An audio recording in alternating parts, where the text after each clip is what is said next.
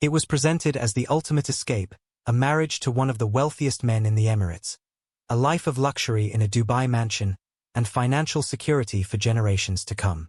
But beneath the gleaming promise of salvation lay a sinister reality that no one in her village could have foreseen. In 2017, while Dubai's skyline dazzled with prosperity, in a small village in Gujarat, India, 18-year-old Meera Patel was about to become entangled in one of the most brutal marriage trafficking schemes between India and the UAE. Meera's home was a modest two-room house at the edge of her village. Once, her family had been respected in the community. Her father, Nikhil Patel, owned a small textile business until a fire destroyed everything 3 years ago. Without insurance, the family plunged into debt. "We have until the end of the month," Nikhil announced one evening, placing another notice from the moneylender on their worn dining table. "Prakash says he'll take the house if we don't pay." Meera's mother, later, wiped her hands on her faded sari. "He came by again today. The things he said," she whispered, glancing toward the younger children. The medical bills had been the final blow. Nikhil's heart condition required expensive medication. The family had sold almost everything of value: Later's wedding jewelry, their small plot of land, even the old television set. Meera had been forced to leave school 2 years ago, despite being at the top of her class. Now she spent her days caring for her younger siblings and taking in small tailoring jobs, her nimble fingers working late into the night while she dreamed of a different life. The moneylender's threats had become increasingly violent. Last week, he had suggested that Meera could help settle the debt with a smile that made Later shudder. It was then that Tariq Al-Otaiba entered their lives. Sophisticated and confident, she arrived in a gleaming white SUV that drew curious looks from neighbors. Her silk salwar kameez and gold jewelry spoke of wealth beyond anything seen in their village.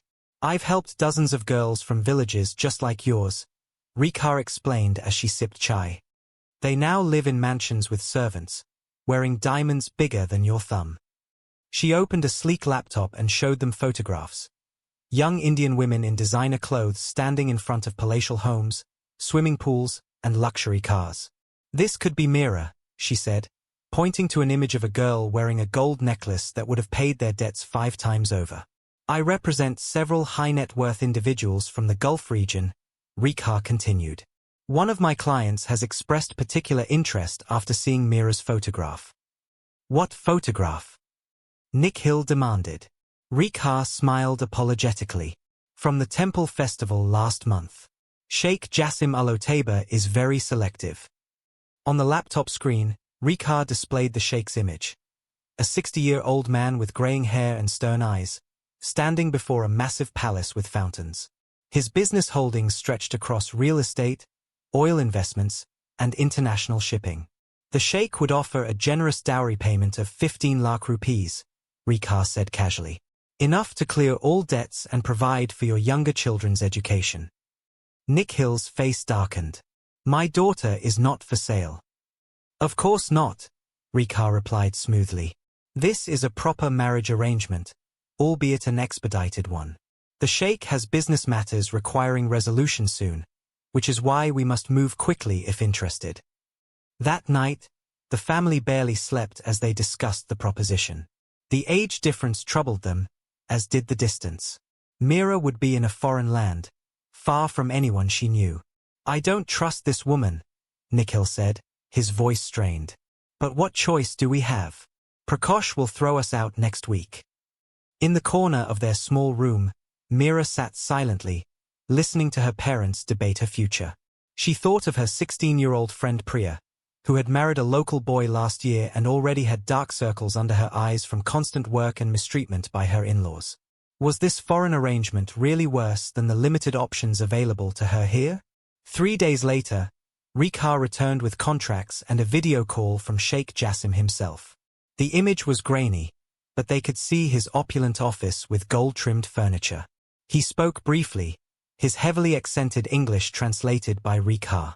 "I am honored to welcome Meera into my household," the sheikh said formally. "She will want for nothing and bring honor to both our families." Meera noticed he barely looked at her during the call, his eyes fixed somewhere above the camera. When given a chance to speak, Her questions about her life in Dubai were answered by Rekha instead of the Sheikh. The paperwork was overwhelming. When Nikhil questioned certain documents, Rekha assured him they were standard procedures. This states Meera is 21, he pointed out, frowning at one form. A small adjustment to expedite the visa process, Rekha explained. Completely routine for international marriages. The wedding ceremony was a rushed affair. No relatives were invited due to the Sheikh's privacy concerns. A local official performed a brief ceremony while Sheikh Jassim participated via video call for only a few minutes. That night, Meera sat alone in her room, the reality of her situation finally setting in. She pulled out an old phone given to her by a cousin and recorded a message. "Mama, Papa, if you're hearing this, I'm probably already in Dubai," she whispered, tears sliding down her cheeks. "I know this is the only way to save our family, and I will try to make you proud. But if something happens to me, if I don't call regularly, please know that something is wrong."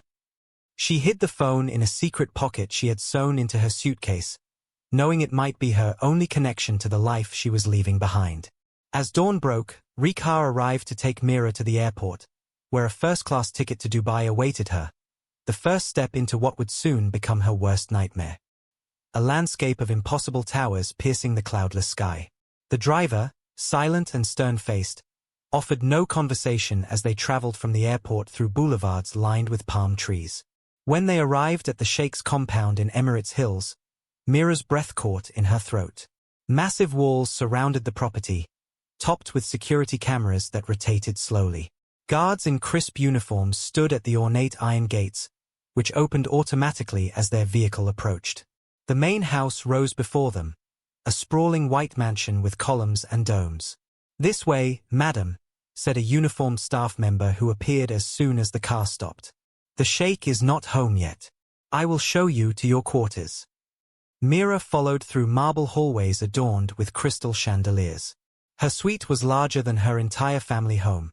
A bedroom with a four-poster bed draped in silk, a bathroom with a tub the size of a small pool, and a sitting area with plush sofas. "These are for you," the woman said, opening a massive walk-in closet filled with designer clothes. "The Sheikh has selected everything personally. You will find jewelry in the safe." Before Meera could ask questions, the woman added, "Dinner will be at 8. The Sheikh expects you to wear the red dress." She gestured to a flowing gown hanging separately from the others. When Meera attempted to call home using the phone in her room, she discovered it was restricted. Only internal numbers worked. The windows, though large, did not open. Sheikh Jassim arrived just before dinner. He entered Meera's suite without knocking, his eyes moving coldly over her body in the red dress that clung too tightly to her slender frame. "You are thinner than in your photographs," he said by way of greeting. "We will have the chef prepare special meals to add some weight. I prefer my women with curves." He spoke as if discussing livestock. Up close, the Sheikh looked older than in his pictures. During dinner, he asked no questions about her feelings or family. Instead, he outlined her new life. "Your schedule will be delivered each morning," he explained. "You will follow it precisely. Your primary duty is to maintain yourself as befits my wife." When Meera asked when she could call her parents, his expression hardened. "All communication goes through my secretary. For your protection, of course. Dubai can be dangerous for naive young women." The next morning, Meera discovered what schedule meant. A detailed printout dictated every hour. When to wake, what to eat, when to exercise, what to wear. Even her bathroom time was allocated. When she deviated by sleeping an extra 30 minutes, a staff member knocked insistently until she answered. Within the first week, she discovered cameras, small black domes in the corners of every room except the bathroom. When she draped a scarf over the one in her bedroom, a security guard appeared within minutes to remove it. "The Sheikh requires these for your safety, madam," he said without meeting her eyes. "Please do not interfere with security protocols again." The first incident happened on her 10th day in Dubai. Frustrated by another denied request to call home, Meera raised her voice to the Sheikh's personal assistant. "I just want 5 minutes to tell them I'm okay. What kind of prison is this?" The assistant left without responding. That evening, Sheikh Jassim came to her room, his face calm in a way that made Meera's stomach tighten with instinctive fear. "I understand you've been difficult today," he said quietly. "I just want to speak to my family," Meera replied, trying to keep her voice steady. The slap came without warning, a swift, practiced motion that sent her sprawling onto the marble floor. Her cheek burned as if branded. "You will never raise your voice to my staff again," Sheikh Jassim said, standing over her. "Your family has been paid for you. They have no further claim." The violence escalated from there. Minor infractions brought swift punishment. After particularly brutal nights, expensive gifts would appear. Diamond earrings, designer handbags, gold bracelets. As if pain could be erased with luxury. One night, after she had refused to wear a revealing dress for his business associates, the Sheikh's rage exploded beyond slaps. Meera woke the next morning with bruises blossoming across her ribs, unable to stand without gasping in pain. She caught her reflection in the bathroom mirror, eyes hollow, lips split, and barely recognized herself. Meera learned to survive by becoming invisible. She studied Sheikh Jassim's moods like a scholar, the slight tightening of his jaw that preceded rage, the way he adjusted his cufflinks when displeased, the forced smile that meant she should brace herself for what would happen when the staff left.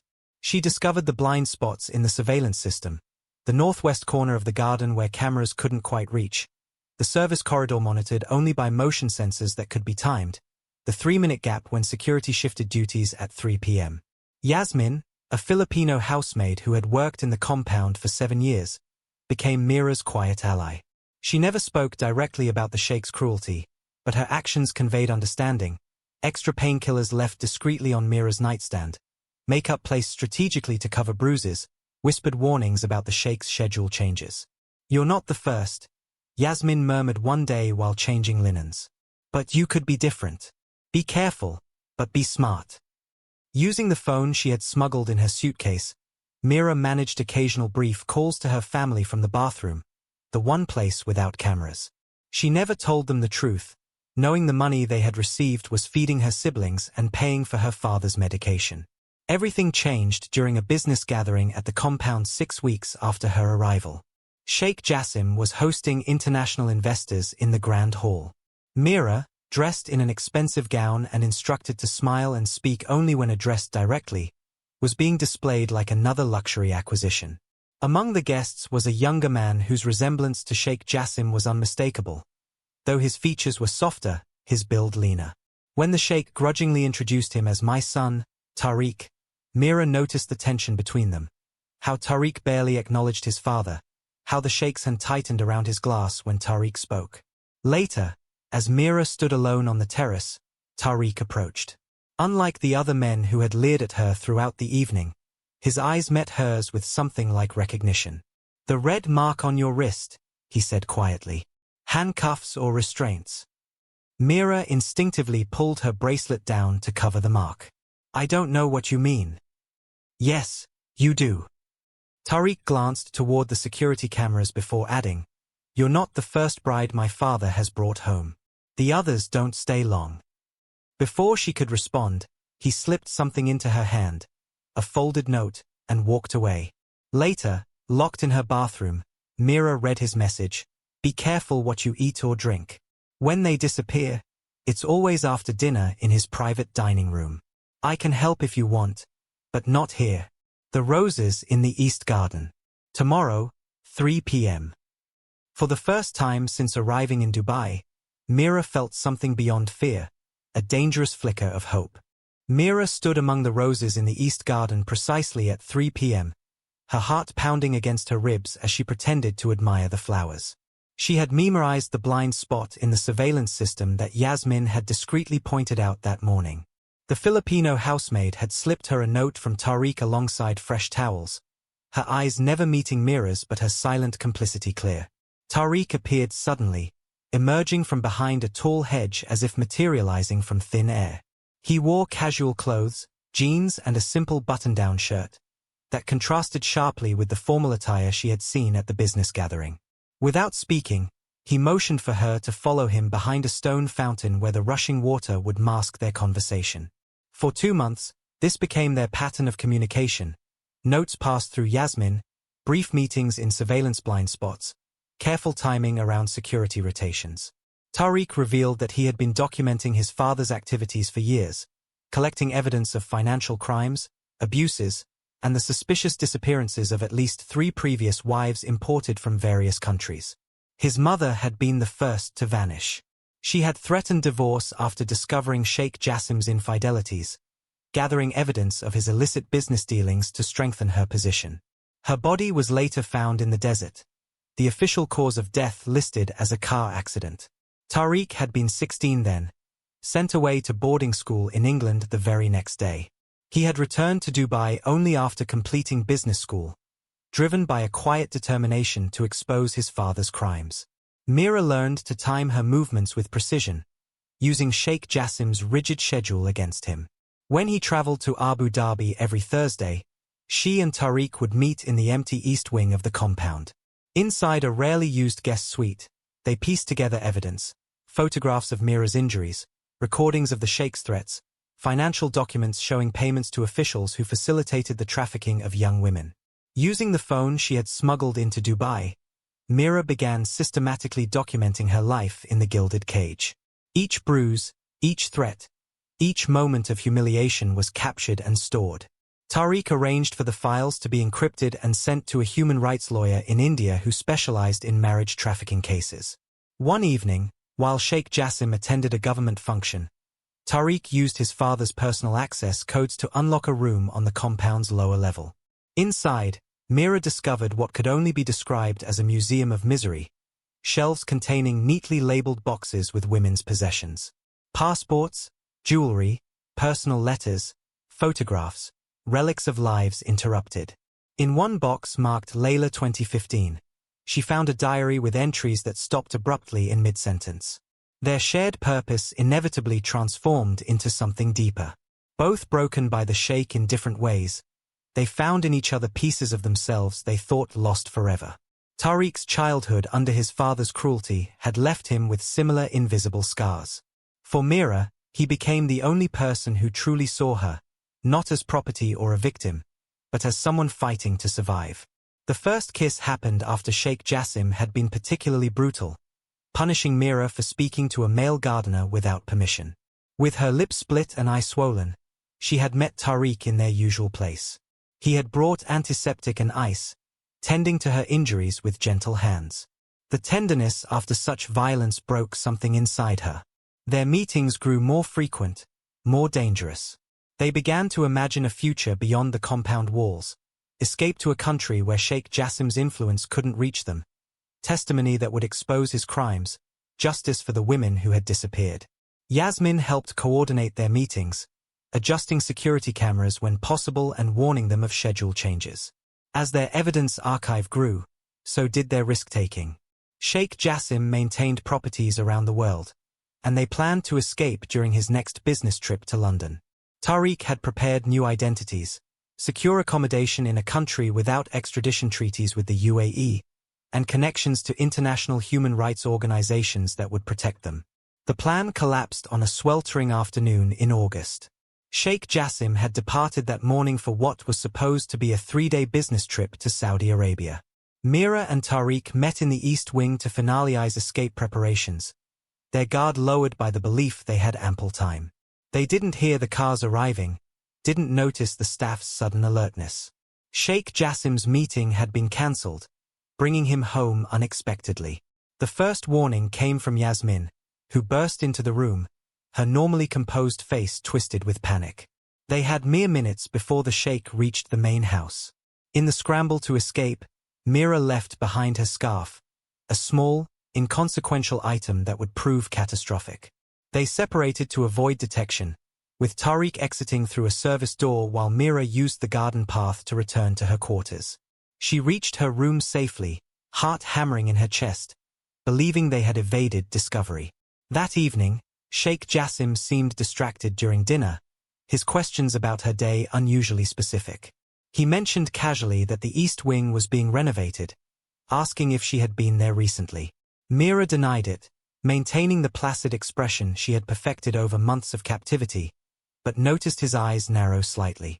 The next morning, Yasmin didn't appear with the breakfast tray.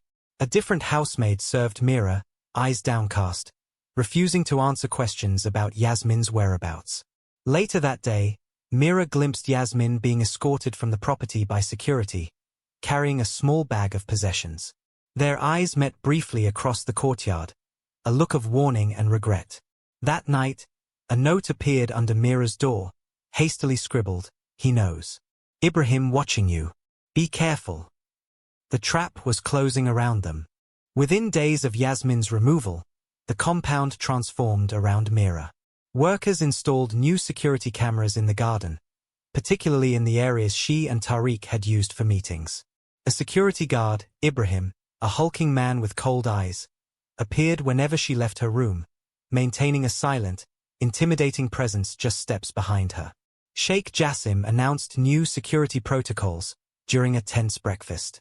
Meera would no longer be permitted to move freely through the compound. She was to remain in her suite unless the sheikh himself accompanied her elsewhere. Her phone calls to her family, already restricted, stopped entirely. The staff who had shown small kindnesses became distant, avoiding eye contact. Tariq's notes ceased. For 3 days, Meera existed in this heightened state of surveillance. On the 4th evening, Sheikh Jassim entered her suite without warning. His face showed a cold fury that made her stomach clench with fear. Without speaking, he tossed several printed pages onto the coffee table between them. There, in damning black and white, were transcripts of text messages between her and Tariq, details of their meetings, photographs of them together in what they had believed were surveillance blind spots. "Did you think I wouldn't know?" Sheikh Jassim's voice remained eerily calm. "Did you think you could betray me in my own house?" His composure shattered suddenly. He swept a crystal vase from a side table, sending it crashing into the wall. His hand connected with her face, then her ribs, then her back as she fell. Unlike previous calculated punishments, this was unrestrained fury. Through swollen eyes, she saw him lift a marble statuette, its base aimed at her head. A security guard appeared in the doorway, interrupting the assault. Rough hands dragged her down unfamiliar corridors and stairs, deeper into the compound than she had ever been. The room they threw her into had bare concrete walls, no windows, a thin mattress on the floor, and a bucket in the corner.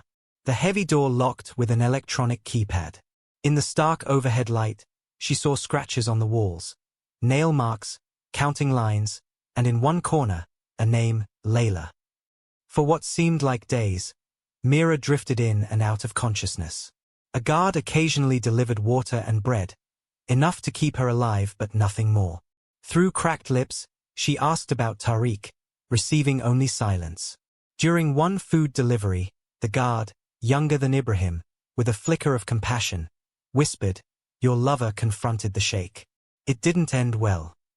Before she could question him further, he was gone. Later, this same guard revealed more. The sheikh's son is in the hospital. Private wing, no visitors. They're saying it was a car accident. He looked over his shoulder nervously. "The sheikh has made arrangements for you too.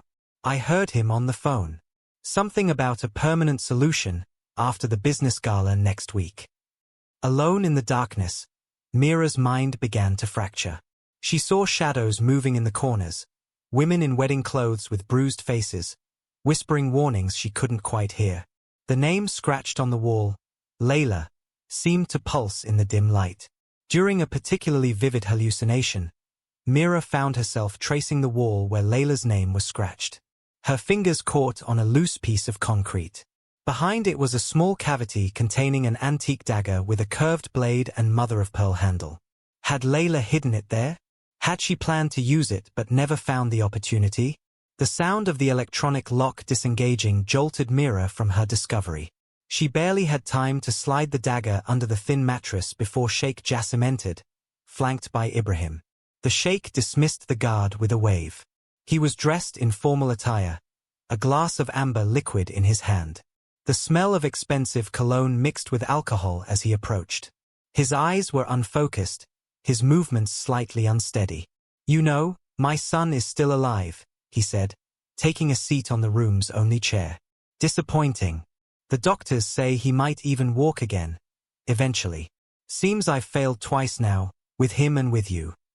The sheikh took a long drink, then leaned forward. You aren't the first to betray me. Tariq's mother thought she could take my children and my money. She collected evidence, like you and my son have been doing. Very thorough, very damning. He detailed with clinical precision how he had arranged Tariq's mother's accident, how evidence disappeared, how officials were paid to look the other way. His network was vast, his influence reaching even to Meera's village in Gujarat. Your father's heart condition could worsen suddenly, he said, his voice conversational. Your sister might be approached by the wrong sort of men. So many dangers in this world. He stood to leave, swaying slightly. Tomorrow, we'll discuss your journey. There's a property in the desert where problems like you are solved permanently. For tonight, consider what your actions have cost you, and what they might cost your family. As the door closed behind him, Meera's hand slid beneath the mattress, fingers closing around the dagger's handle. Her mind was suddenly, terrifyingly clear. The basement room remained pitch black for hours after Sheikh Jassim's departure. Meera sat motionless on the thin mattress, the dagger cool against her palm, her mind cycling through possibilities. Escape seemed impossible given the electronic lock, constant surveillance, and guards. Yet staying meant certain death. Dawn brought the sound of the electronic keypad beeping. The door swung open to reveal Sheikh Jassim, still in his clothes from the previous night, eyes bloodshot from alcohol and rage. The guard who had shown Meera kindness was noticeably absent. Get up, Sheikh Jassim ordered, his voice hoarse. Plans have changed. We're leaving for the desert compound today. When Meera didn't move quickly enough, he crossed the room in 3 strides and yanked her up by her arm. The dagger remained hidden beneath the edge of the mattress, momentarily out of reach. You think my son will save you? His breath, sour with alcohol, hit her face as he tightened his grip. The doctors say if he lives, he'll never walk again. Such a tragedy. Like father, like son, both destroyed by worthless women. Images flashed through Meera's mind, the bruises that had bloomed across her body over months, the wedding day when she had believed she was saving her family, Yasmin being escorted from the compound, the names scratched into the concrete walls. When Sheikh Jassim's hands closed around her throat, something inside her snapped. She clawed at his hands as her vision darkened at the edges. Her lungs screamed for air. With the last of her strength, she reached blindly for the mattress edge, fingers connecting with the dagger's handle. The blade slid between his ribs with surprising ease. Sheikh Jassim's hands loosened immediately. He looked down at the ornate handle protruding from his chest, his expression shifting from rage to utter disbelief. Blood spread across his expensive shirt in a widening circle. He stumbled backward, mouth opening and closing without sound, before collapsing to the floor. For several minutes, Meera stood frozen, watching the life drain from the man who had tormented her. When his eyes finally went still, the reality of what she had done crashed over her. Her hands trembled violently as she sank to her knees, breath coming in short gasps. The practical voice in her head, the one that had kept her alive these past months, cut through the shock. She had minutes, perhaps hours, before someone discovered them. Whatever happened next, she needed evidence that this was self-defense. She needed proof of everything she had endured. With shaking hands, she searched Sheikh Jassim's pockets, finding his phone and access card. Using his fingerprint on the lifeless hand, she unlocked both the phone and the door. The corridor outside was empty. Most of the staff would be preparing for the day on the upper floors. Meera made her way to Sheikh Jassim's office, a room she had only glimpsed from doorways. Using his access card, she entered the austere space dominated by a massive desk. The computer unlocked with the same fingerprint. She found folders, digital and physical, containing details of wire transfers to officials in multiple countries, correspondence with Riqam Malhotra and other marriage brokers, and most damning of all, a ledger tracking acquisitions and disposals of young women. She used Sheikh Jassim's phone to record herself, documenting her injuries and explaining what had happened. She transferred the files to a secure cloud account Tariq had created. Then she remembered what the young guard had said. Tariq was somewhere in the compound, injured but alive. Following instinct, she searched for other secured rooms in the basement level. Behind the third door she found him. Tariq lay on a cot, his face bruised beyond recognition, one leg immobilized in a makeshift splint. He was unconscious but breathing. "Tariq," she whispered, touching his face gently. His eyes fluttered open, unfocused at first, then widening at the sight of her. "How?" he began, voice cracked from dehydration. "Your father is dead," Meera said simply. "I had no choice." Understanding passed between them without further explanation. Meera found a first aid kit and clean water, doing what she could for his injuries. Together, they formulated a plan. Tariq had been building connections with human rights investigators for months. One of his contacts was already in Dubai, gathering evidence on Sheikh Jassim's trafficking network. Using Sheikh Jassim's phone, Tariq sent an emergency signal to this contact, a woman named Sarah who worked for an international human rights organization. She would meet them at a safe location if they could escape the compound. Moving through the mansion was agonizingly slow, with Tariq leaning heavily on Meera. They used service corridors, timing their movements between security camera sweeps. At one point, they heard guards shouting, Sheikh Jassim's body had been discovered. The compound erupted into chaos, which paradoxically made their escape easier as staff rushed toward the basement. They reached a service exit just as alarms began blaring. Sarah was waiting in an unmarked car 2 blocks away, exactly as promised. As the compound disappeared behind them, Meera felt something she had not experienced in months, the possibility of freedom. What followed became known in international media as the Dubai Palace of Horrors case. Sarah's organization had been building evidence against Sheikh Jassim for years, but had lacked a survivor willing to testify. Meera's testimony and the evidence she had gathered broke the case wide open.